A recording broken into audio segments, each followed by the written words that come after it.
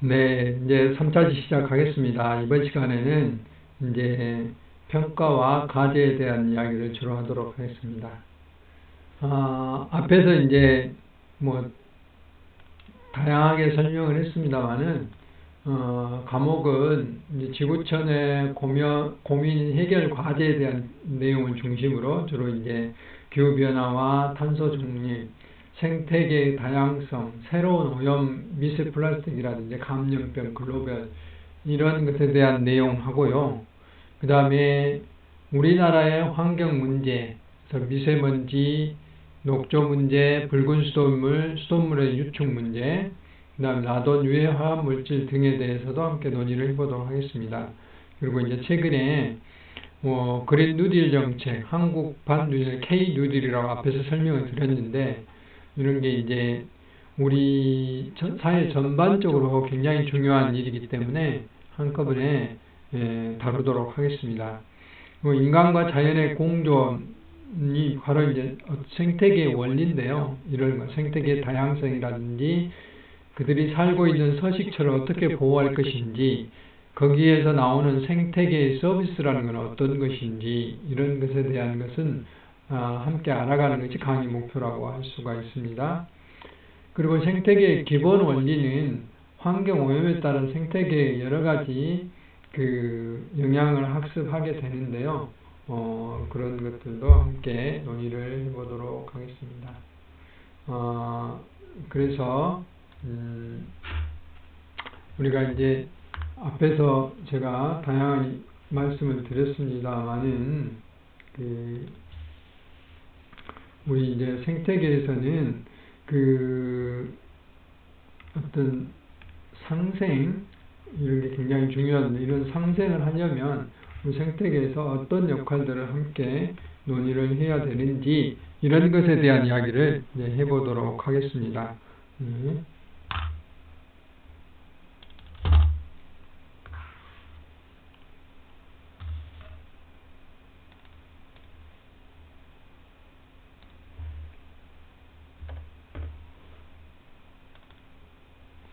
다음은 이제 교재는 특별히 없습니다. 교재는 제가 매 강의 주차마다 각 차시마다 PPT를 올려놓을 겁니다.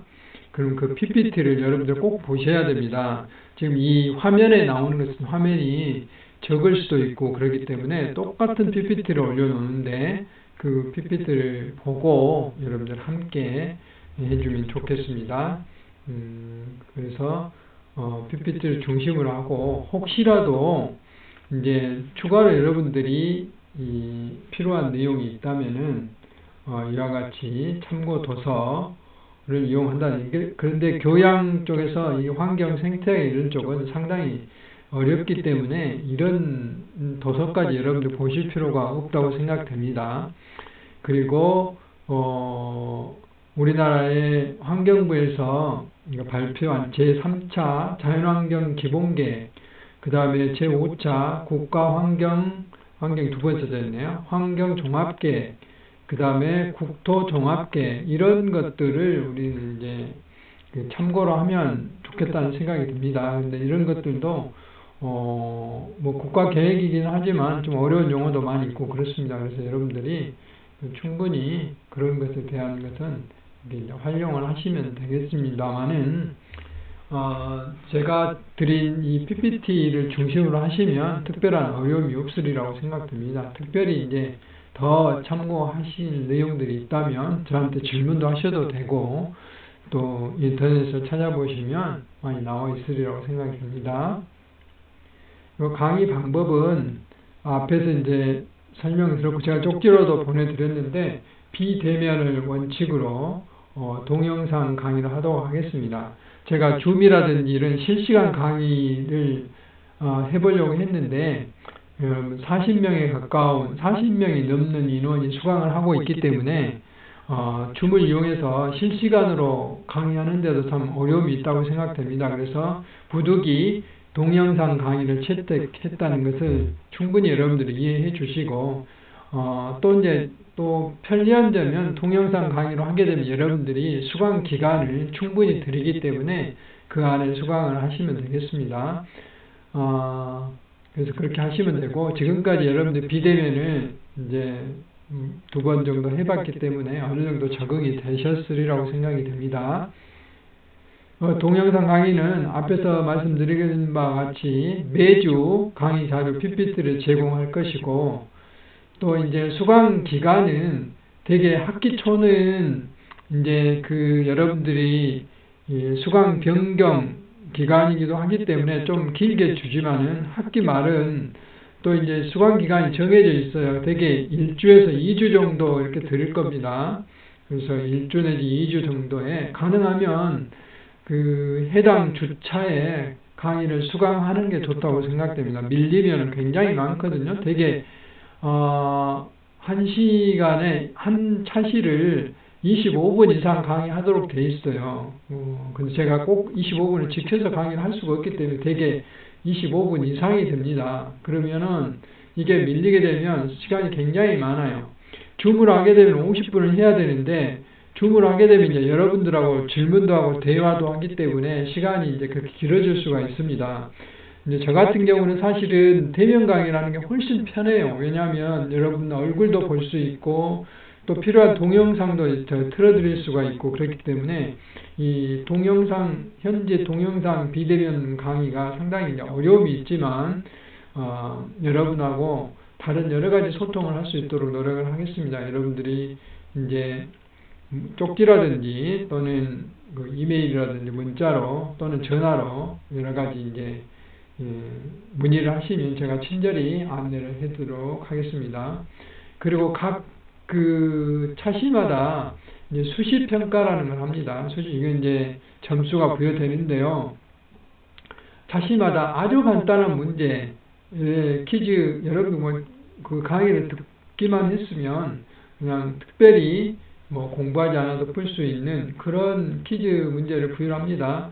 퀴즈는 점수도 부여되고 또 이것들이 기말고사에도 반영이 되기 때문에, 기말고사에서도 이런 문제들이 반영이 되기 때문에 여러분들이 좀 고려를 하면 좋겠습니다. 각 주차별 강의인데 앞에서 설명드렸던 강의 내용들 그대로 이제 하는 겁니다. 1주 동안에는 지구촌의 환경 문제에 대해서 지금 말씀을 드렸고 강의 소개를 하고 있습니다. 그 다음에 이제 다음 주에는 생태계의 원리와 다양성에 대해서 왜 우리가 생태계가 다양해야 되는지 그런 것에 대한 이야기를 3차 시에 거쳐서 하겠습니다. 그 다음에 3주에는 식물의 갈등과 상생, 식물도 덩굴 식물들이 다른 나무들을 감고 올라가잖아요. 그러면서 죽이기도 하고 경쟁을 합니다. 그런 갈등 문제. 그럼에도 불구하고 많은 식물들이 함께 살아가기 위해서 우리들이 보지 못한 그런 상생의 협력을 하고 있어요. 그런 것들을 하나씩 살펴보도록 하겠습니다. 왜 식물이 꽃을 피는지, 또 왜 열매를 맺는지 이런 것들도 보도록 하겠습니다.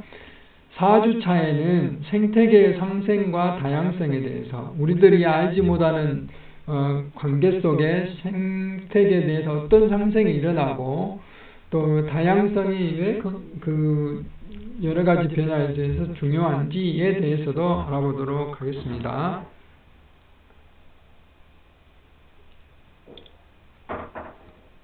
그 다음에 이제 5주차에는 계곡 생태계, 우리가 이제 물속에서 계곡에도 수많은 생물들이 살고 있어요. 그런 생태계 내용과 그 다음에 수소곤충, 그 속에 살고 있는 대표적인 생물의 수소곤충에 대해서도 말씀을 드리도록 하겠습니다.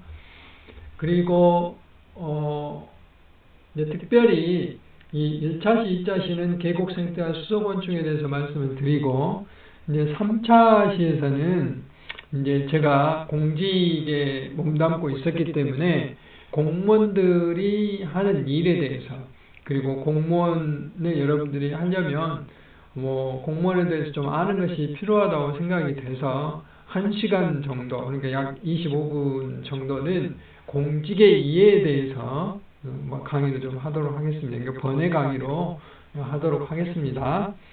그 6주차에는 뭐 공직의 이해가 나하고 관계없다. 나는 공무원을 하고 싶지 않는데 공무원이 하고 싶지 않더라도 여러분들 사회 전반에 걸쳐서 심지어 뭐 자영업을 하든 또는 어떤 대기업에 들어가든 중소기업에 들어가든 어떤 일을 하시든 간에 관계가 있을 수밖에 없어요. 그렇기 때문에 뭐 1시간 정도를 듣는 것은 좋다고 생각이 듭니다. 다음에 기후변화와 지구환경에 대해서는 그동안에 끊임없이 이야기했기 때문에 자세히 다루도록 하겠고요. 미세먼지 이해와 저감 방안에 대해서도 자세히 다루도록 하겠습니다.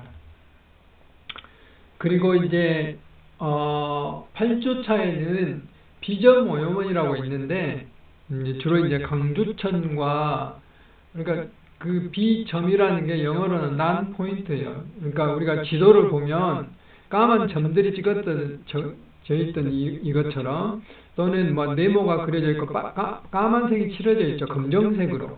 그것들을 포인트라고 포인트 폴루턴트 그래서 점오염원이라고 그러죠.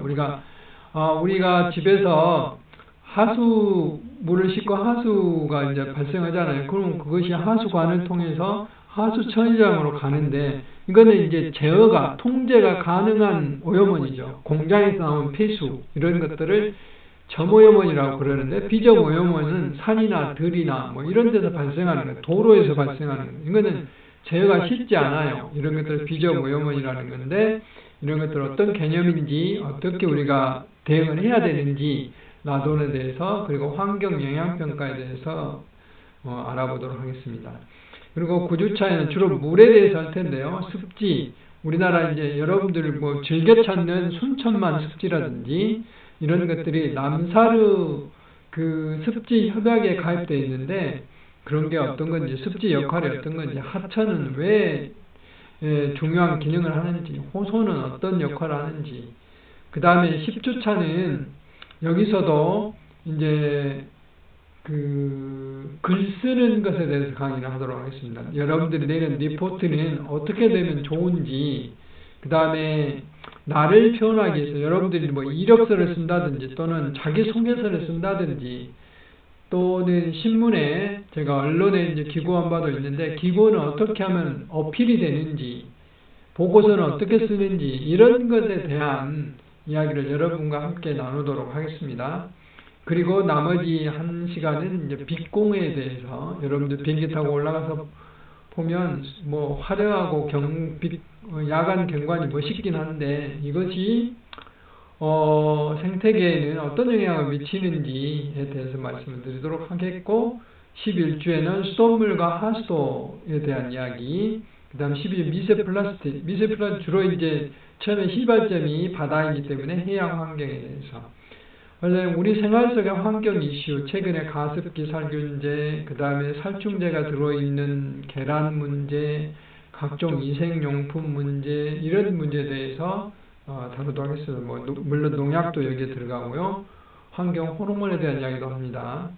그 다음에 14주는 숲과 친환경 소비생활 숲이 기후변화라든지 미세먼지 저감하기 위해서 어떤 역할을 하고 또 우리는 생활하면서 어떻게 하면 친환경 소비생활을 하는지 냉장고는 어떻게 정리하는 게 좋은지 또 우리가 폐기물 배출할 때 어떻게 하는 게 좋은지 뭐 그런 것에 대한 이야기 하겠습니다. 마지막 15주차에서는 전체적인 강의 요약을 해드립니다. 지금까지 14주 동안에 공부했던 내용들을 요약해드리는데 여기 요약한 것 중에서 주로 이제 시험 문제를 내겠죠. 그러니까 강의 요약은 꼭 들어보시고 뭐 물론 다 들어야 됩니다만은 좀 더 자세히 들어볼 필요가 있죠. 그리고 이제 기말고사를 봅니다. 기말고사는 대면으로 볼지 비대면으로 볼지는 이제 그때 시점이 되면 안내를 해드리도록 하겠습니다. 학교에서 방침이 나와야 되기 때문에 코로나 사정에 따라서 달라지리라고 생각이 듭니다.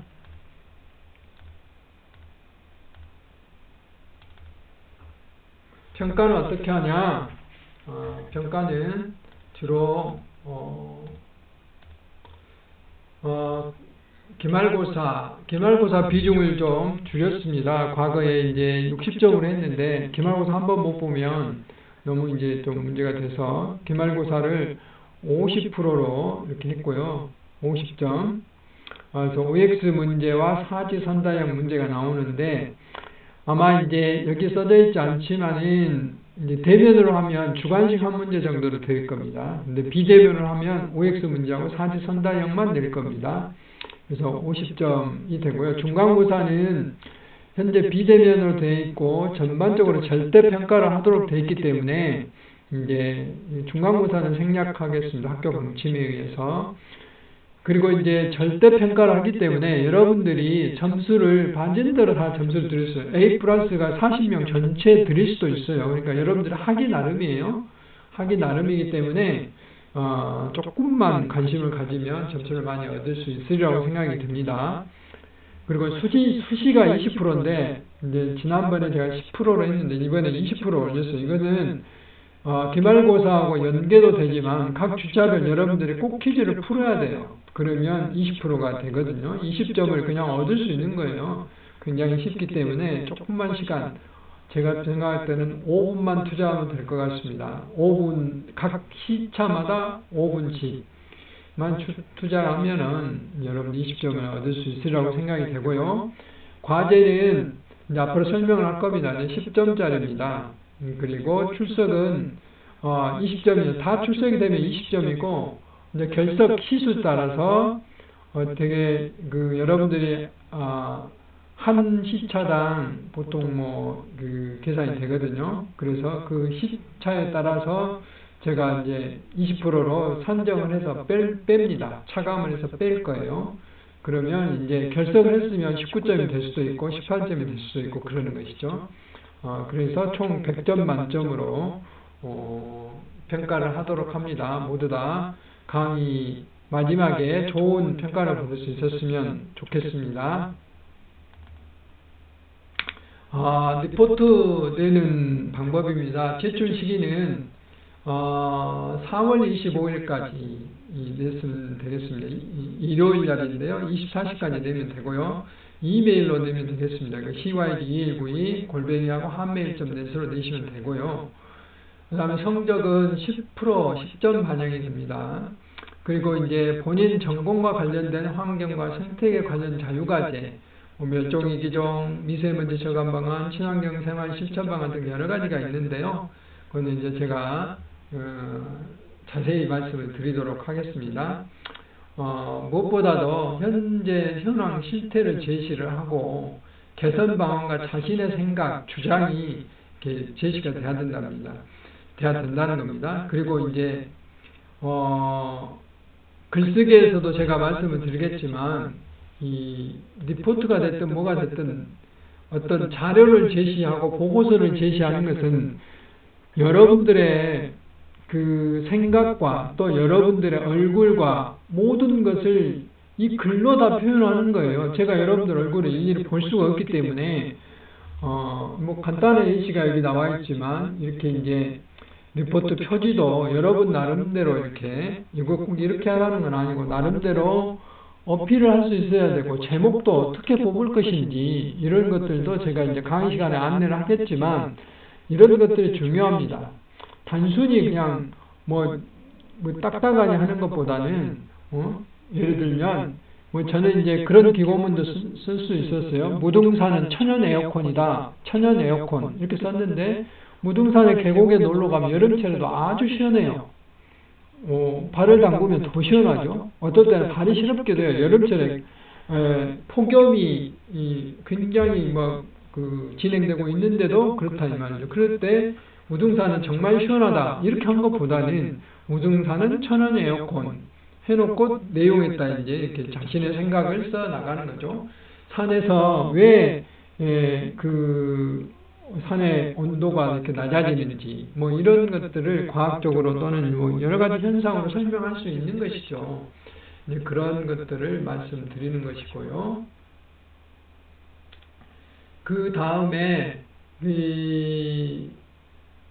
이제 학과별로 뭐 제가 여러분 학과를 나름대로 파악해서 여기에 써놨는데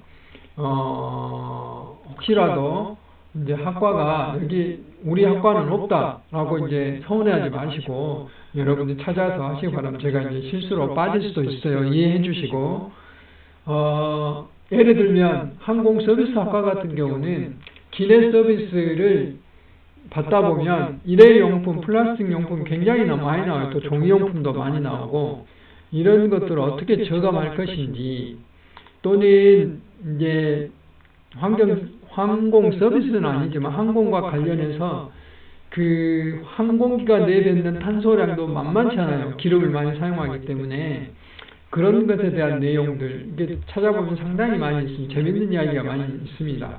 세계에 약 20% 그것도 부자 나라들 우리나라를 포함해서 사람들이 항공기를 주로 이용하죠. 그렇기 때문에 뭐 이런 거 문제. 또 최근에 이제 전기차가 나오지 전기 항공기도 나오고 있어요. 이제 왜냐하면 원거리를 이동하는 것보다 국내에서 단거리를 이동하는 우리나라 광주 같은 제주도 간다 서울 정도밖에 안 가는 경우에는 전기 항공기가 얼마든지 가능하다는 이야기죠. 현재 실용화가 돼 있어요. 근데 이제 그 도입되려면 조금 더 시간이 필요하지만 이런 것에 대한 것들을 찾아서 여러분들이 잘 가꾸면 좋겠다 생각이 듭니다. 사회복지 같은 경우 기후변화 취약계층이 바로 이제 소외계층들이거든요. 어떻게 돌볼 것인지 이런 것들. 건축학 같은 경우 앞으로 제로 에너지 건축물이 의무화되거든요. 이제 공공건물을 비롯해서 앞으로는 이제 그 사유 건물까지 전부 다 의무화가 될 건데 제로 에너지 건축물 어떻게 할 것인지 이런 것도 좀 필요해요. 제로 에너지에 대한 설명은 제가 강의 시간에 하도록 하겠습니다. 그 다음에 소방행정 같은 경우는 산불, 화재가 났을 때 생태계에 어떤 피해를 일으키고 보고를 어떻게 할 것인지 결국은 산림을 보호하는 산불 방지잖아요. 예방은 어떻게 할 것인지 소방행정에서 다 하는지는 모르겠지만 이런 것과 관련된 또 물론 뭐 빌딩이 화재가 난다고 했을 때 경제적인 손실도 크지만 거기서 나오는 미세먼지라든지 탄소량은 말할 수도 없거든요. 이런 것들이 과연 기후변화와도 관계가 있는지 이런 것들을 한 번씩 여러분들이 고민해 볼 필요가 있다 이 말이죠. 그 다음에 도시 조경학과는 도시 생태 면적을 확보하는 게 굉장히 중요하죠. 기후변화에 굉장히 중요한 과예요. 그랬을 때 도시 조경학과는 도시의 생태 용량 확대에서 조경 계획을 어떻게 해야 되는지 요 기후변화와 조경에 대한 최근에 이제 세미나 이런 것도 많이 이루어지고 있어요. 한번 고민해 보시고 미술, 생태미술, 생태의 의미를 담은 미술의 세계는 어떤 것이 있는지 또 생태미술, 자연미술이라는 것도 있어요. 뭐 나뭇잎을 이용한다든지 또는 나무 가지를 이용한다든지 뭐 이런 여러 가지 것들이 있는데 이런 것에 대한 판은 이번 수강 기간에 한번 고민해 볼 필요가 있다 하는 것을 말씀을 드립니다. 그래서 에어 뉴질랜드 같은 경우는 이제 커피잔을 이렇게 쿠키로 만들어서 이렇게 이제 커피를 공급하고 있죠. 여기도 일회용 쟁반이 아닌 다회용 쟁반을 이용한다. 아예 일회용을 사용하지 않는 이런 항공사도 있어요. 그래서 이런 것도 이제 여러분들이 한번 고민할 필요가 있다 하는 거고, 아까 사회복지에서 말씀을 드렸는데 기후변화 취약계층들이 기후변화에서 어떻게 살아나갈 것인지 이런 이제 이야기들도 있는데 이런 돌봄 방안은 어떤 것이 있는지에 대해서 한번 고민해 볼 필요가 있다 하는 겁니다. 그 다음에 미술이죠. 미술 아까 이제 제가 자연미술 정도를 말씀을 드렸는데 자연을 살리는 산불 예방 여기는 이제 그 소방행정에서 한번 고민을 해보시면 좋겠고 그 다음에 자연미술은 도료 이건 자연 재료를 이용한 거고 이런 도료들을 친환경적인 도료로 재료로 어떻게 할 것인지도 한번 생각해 보시고 또 미술 작품 자체를 생태의 의미를 부여하는 그런 것들도 필요할 것이고요. 이번 학기 동안에 저희 생태계와 환경 강의를 들으면서 한번 그런 작품의 세계도 한번 고민해 봤으면 좋겠습니다.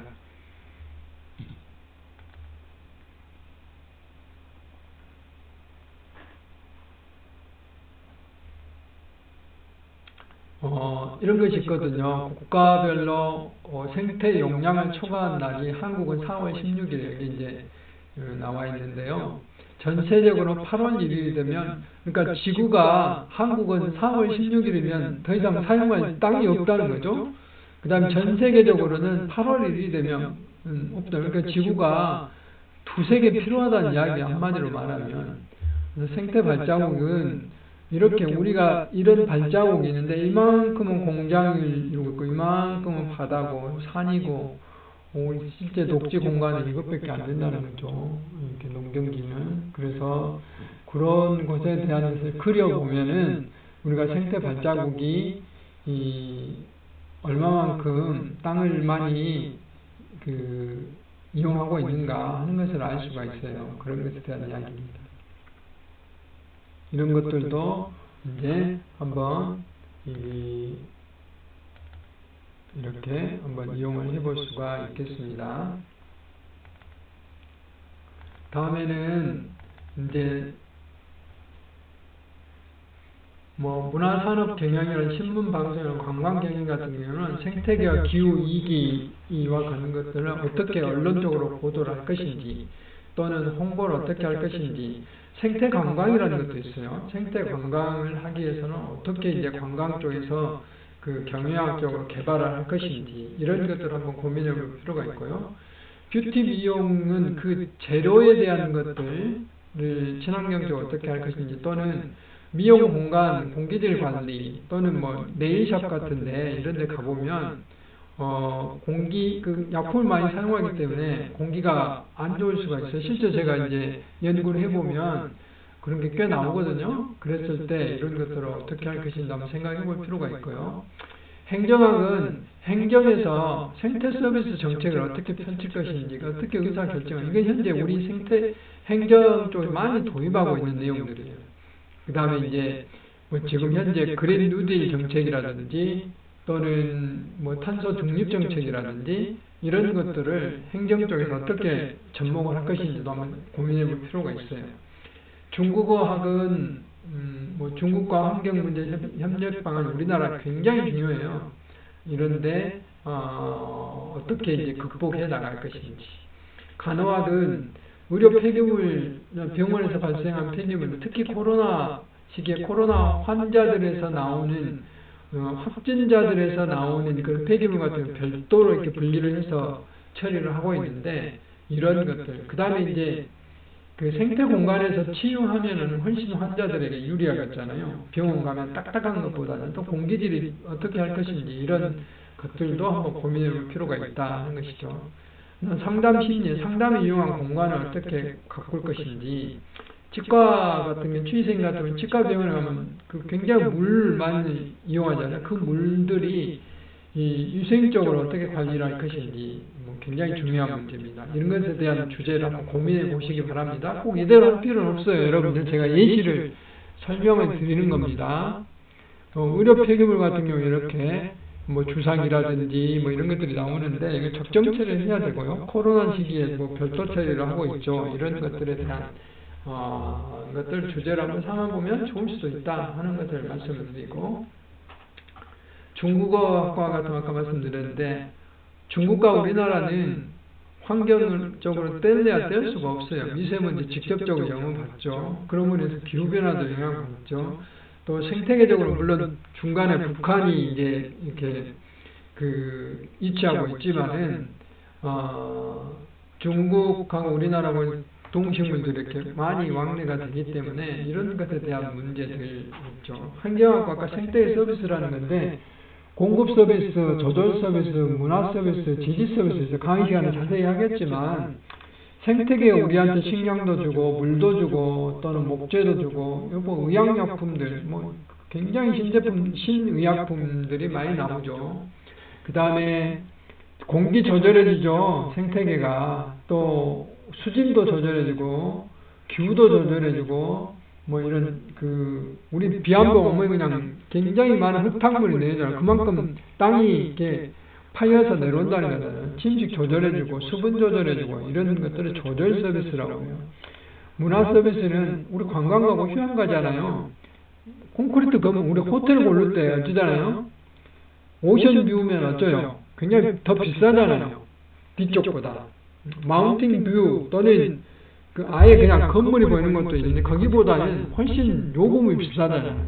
왜 그러겠어요? 그만큼 가치가 있기 때문에 그러는 거예요. 휴양과 관광 서비스, 교육적인 가치, 그 다음에 어떤 영적인 가치, 뭐 꼭 여기서 이야기할 건 아니지만 과거에 뭐 계룡산에 가면은 뭐 그 점을 하는 사람들, 도사들 막 이런 사람들이 있었잖아요. 이제 그런 것에 대한 이야기를 해볼 수가 있는 것이죠. 그다음에 예술적인 영감도 볼 수가 있는 것이고, 지지 서비스라는 건 생물 다양성이 유지함으로써 생태계 전체를 유지할 수 있도록 한다든지, 또 토양이라든지 이런 것들을 지지 서비스라고 해요. 이런 것들을 이용해서 어떤 정책을, 생태계 서비스 정책을 꾸밀 것인지 하는 것도 이제 하나의 리포트 주제가 될 수가 있습니다. 뷰티 미용과 같은 경우 뷰티 용품들을 어떻게 친환경 용품을 할 거든지, 제품들을 친환경화를 어떻게 할 것인지에 대한 내용들입니다. 이제는 친환경 뷰티 제품들이 대세예요. 꼭 그 우리 피부에 친환경뿐만 아니라 용기가 이렇게 친환경 제품이나 이런 것들이 이제 대세이기 때문에 이런 것들 한 번씩 고민해 보면 리포트를 쓸 수 있는 근거가 될 수도 있겠다 싶습니다. 그 다음에 이제 치유, 물리나 뭐 치유와 관련된 학과들은 이 치유 숲이 있어요. 전국에 상당히 여러 곳에 치유 숲이 있는데 이 치유 숲에서 하는 것들을 물리치료학과나 이런 데서는 이제 한번 그 벤치마킹 할 수도 있다 하는 겁니다. 그래서 이런 것들이 데크길들이 상당히 많이 놓여져 있죠. 그 다음에 이제 또 다른 토목과 토목환경과 같은 경우는 도로를 만들 때 어떻게 친환경을 할 것인지, 건물을 또 할 때 건물을 건축과가죠. 그런 기반 시설을 만들 때 어떻게 환경 친화적으로 할 것인지 하는 것입니다. 노드킬이라고 동물 교통사고 수없이 많이 일어납니다. 그랬을 때 토목을 터널을 어떻게 만들고 도로 횡단을 가급적 어떻게 줄일 것인지 이런 것들이 필요하다는 거죠. 그다음 바이오 융합 같은 경우는 이런 바이오 물질들이 케미어 포미아가 일어나지 않도록 유해하지 않는 바이오 물질을 어떻게 만들 것인지, 경찰 행정 같은 경우는 가습기 살균제라든지 또는 뭐 자연을 훼손하는 문제들, 수사를 어떻게 할 것인지, 예방하기 위해서 어떻게 할 것인지에 대한 내용들. 그 다음 식품영양분, 식재료에 농약으로부터 안전한 식재료를 어떻게 얻을 것인지, 또 영어영문학과는 환경, 생태 분야 국제협약이 많다고 그랬죠. 기후변화 협약이라든지 또는 생물 다양성 협약이라든지 생태 그 습지에 대한 남사르 협약이라든지 이런 협약들이 굉장히 많이 있고, COP28이라고 기후변화 그 당사국 총회 그 COP28이 이제 우리 남해안 지역, 특히 여수를 중심으로 지금 유치 노력을 하고 있어요. 이런데 이제 그 영어 쪽이 굉장히 중요하죠. 그런 것들. 그 다음에 산업 디자인은 환경 친화적 생태 발전권의 산업 디자인을 어떻게 할 것인지 이런 것도 이제 꽤 중요하다고 생각이 듭니다. 이런 것들을 주제로 하면 좋겠다. 도로는 이겁니다. 이렇게 이제 과거에 이렇게 도로를 막 절개지를 만들어 깎았는데 이런 산이나 중요한 서식지가 있는 거 이게 위에서 돌아가도록 하고, 또 그렇게 돌아갈 수가 없으면 터널을 뚫는다든지 이렇게 했죠.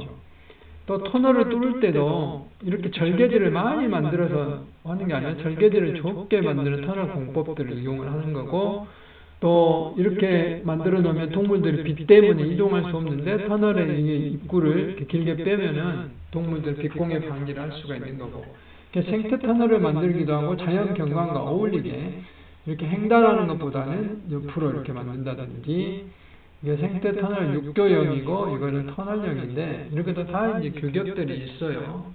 이런 것에 대한 것도 좀 필요하다 하는 생각이 되고요.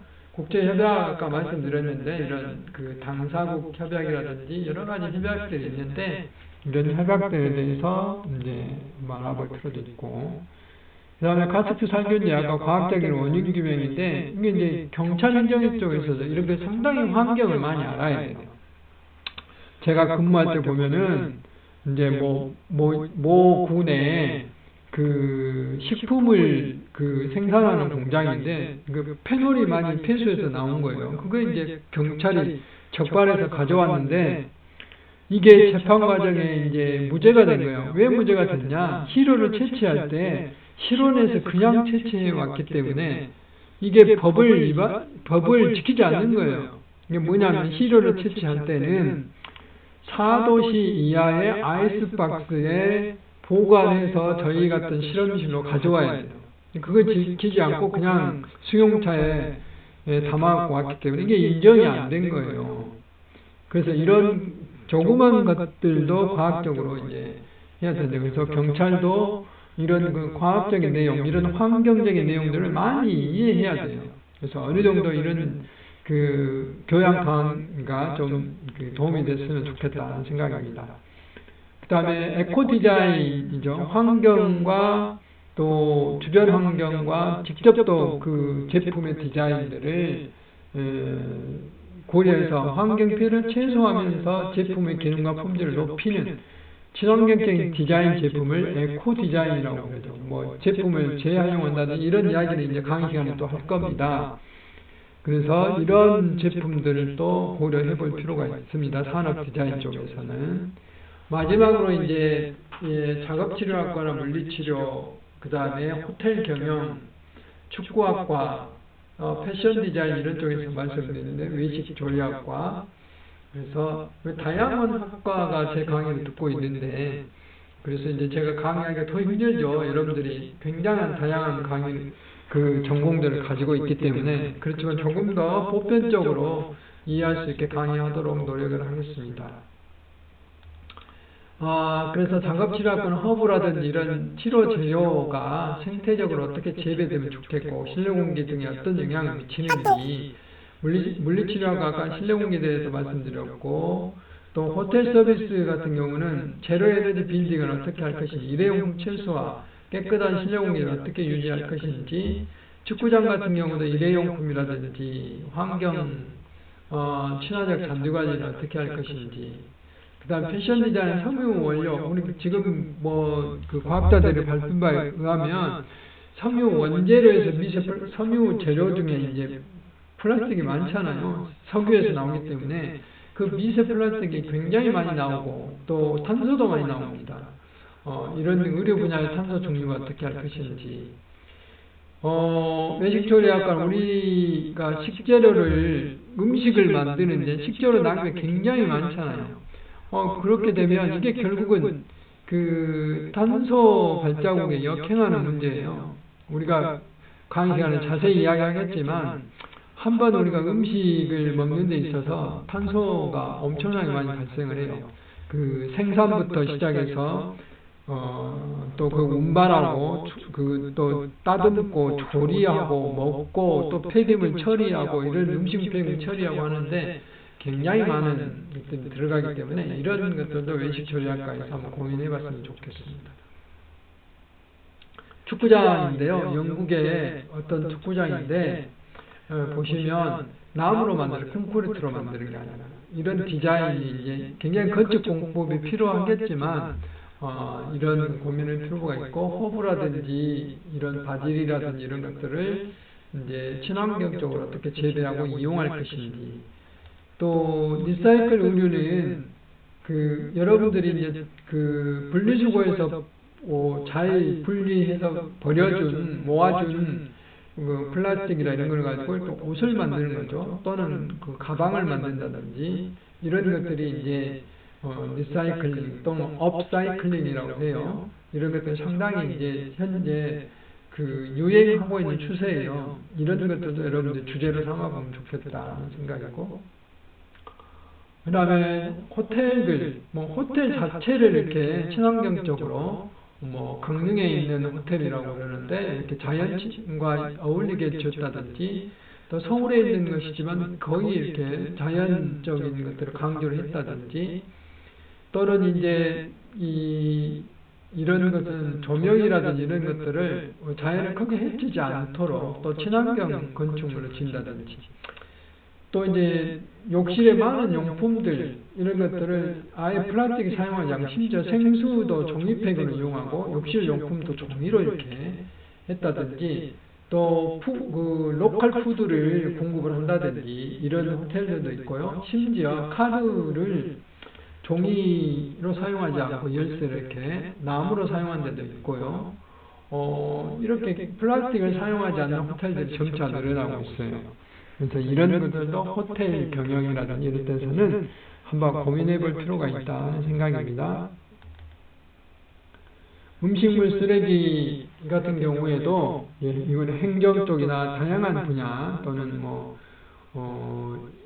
생각해 볼 수 있어요. 아까 조리학과, 식품영양학과 직접 관련 없지만은 간접적 관련이 있죠. 그래서 지금 이제 많은 나라에서 우리나라도 지금 음식물 쓰레기를 상당히 이제 데이터화하고 있는데 이걸 이제 데이터화하게 되면 상당히 많은 음식물 쓰레기를 줄일 수 있다, 또 재활용할 수 있다 그런 거예요. 세계 식량기구가 밝힌 바에 따르면 생산된 식품의 35%가 버려진다 이 말이죠. 그러면 그 미국의 4분의 1 농업용수 4분의 1의 농업용수가 필요 없이 없어질 농작물에 재배된다 이거죠. 예를 들면 우리가 대파를 하나 샀다. 대파에서 한 5분의 1은 버리잖아요. 껍질 버리고 뿌리 버리고 뿌리를 물론 재활용하기도 합니다만 이러다 보면은 그것들은 쓸데없이 우리가 재배를 한다 이 말이죠. 에너지를 이용한다 이 말이죠. 그럼으로써 노동력, 에너지 낭비, 탄소 배출과 같은 이런 환경 경제적인 문제가 발생한다 이 말이죠. 그래서 음식물 쓰레기 처리하는데 전 세계적으로 온실가스, 그러니까 탄소가 8%가 발생한다 이 말이죠. 우리나라도 중국, 미국에서 전 세계 3위 수준이에요. 그러니까 이런 것들을 데이터화해서 인공지능을 이용한다든지 이렇게 하면은 훨씬 더 줄일 수도 있고 처음부터 지금 이제 유명한 셰프 중에서는 이런 재료들을 재활용하는 방법들도 많이 요리하는 사람들이 하더라고요. 이제 그런 것들도 채소를 만든다든지 막 그런 걸 하고 있어요. 그래서 그런 것들이 도움이 됐으면 좋겠다 생각입니다. 마지막으로 여러분들이 이제 과제를 만들 때 앞에서 말씀드렸지만 절대로 남은 걸 베끼면 안 되고요. 복사하면 안 됩니다. 또 인터넷에 있는 거 복사하면 안 됩니다. 복사를 하실 때는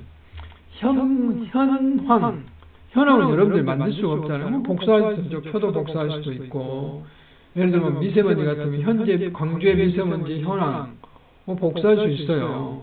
또 중국에서 넘어오는 현황 여러분들 할 수 없기 때문에 이런 건 다 복사해야 돼요. 다만 뭘 복사하면 안 되냐면 어떤 결론이라든지 고찰이라는 것은 현황이 이렇고 문제가 이건데 이것은 나는 이렇게 생각한다 하는 것들 결론이나 또 여러분들의 생각은 복사하면 안 돼요. 근데 생각을 떠나가니까 나는 쓰레기를 줄여야 되겠다. 분리수거를 해야 돼. 이건 초등학생들이 할 이야기예요. 대학생이 할 과제가 아니다 이 말이죠. 여러분들은 내가 적어도 항공기에서 일회용품들에 대해서 고민했으면 아까 쿠키 컵이 나왔듯이 적어도 내가 앞으로 항공 서비스에 종사하게 되면 이런 아이디어를 내봐야 되겠다.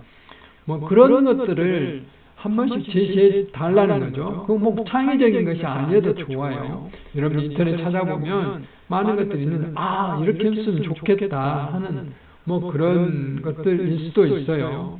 그 다음에 가능하면 본인의 전공과 관련된 그런 거 했으면 좋겠어요.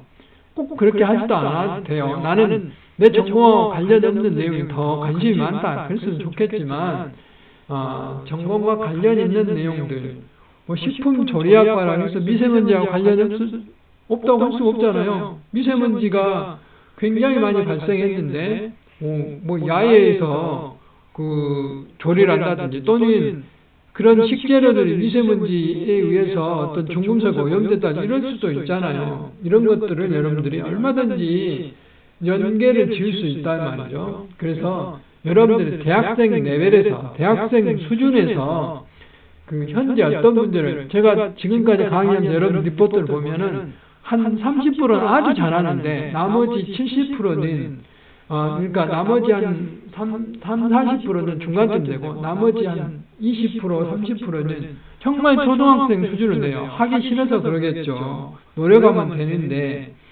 예를 들면 쓰레기를 적게 줄여야 되겠다. 뭐 대중교통을 이해해야 되겠다. 이런 뻔한 이야기는 안 했으면 좋겠어요. 당연한 이야기죠.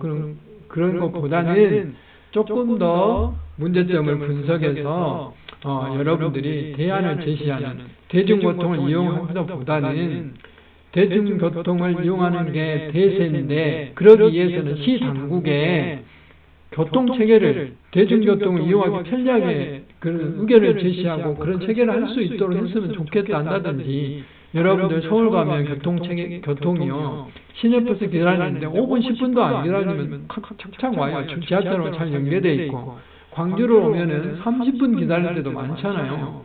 이런 불편한 점들을 다른 나라는 어떻게 했는지 서울은 어떻게 하고 있는지 그러면 광주도 이렇게 했으면 좋겠다. 그런 대안을 여러분들이 조금씩 편집을 하면 되는 것이죠.